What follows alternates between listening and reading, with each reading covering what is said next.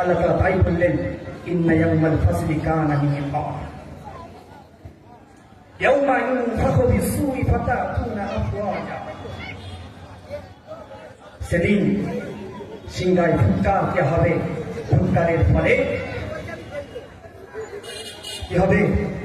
আসমানটা খুলে দেওয়া হবে, আর সেখানে আমরা দেখতে পাবো দরজা আর দরজা। তারপরে কি হবে?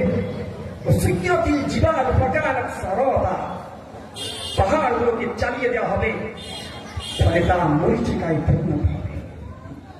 আয়াতে কারিমার এই হচ্ছে সংক্ষিপ্ত তর্জমা। এটা হচ্ছে সূরা নাবা কিছু আয়াত। সূরা নাবা হচ্ছে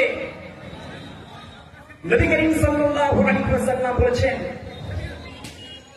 কেউ যদি পরকালীন দৃশ্য নিজ চোখে দেখতে চায় যে কিয়ামতের দিন কি কি ঘটবে, সে যেন সূরা আন-নাবা,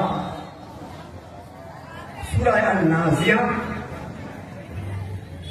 সূরা ইনফিতার, সূরা আল-কারিয়া সে যেন পড়ে। তাহলে সে নিজ চোখে কিয়ামতের দৃশ্যগুলো দেখতে পারবে, অবলোকন করতে পারবে।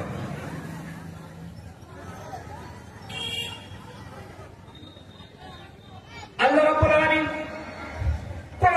কোরআনুল কারীমের মধ্যে ঘোষণা দিলেন, আফাহাসিবতুম আন্নামা খালাকনাকুম আবাসান ওয়া আন্নাকুম ইলাইনা লা তুরজাউন।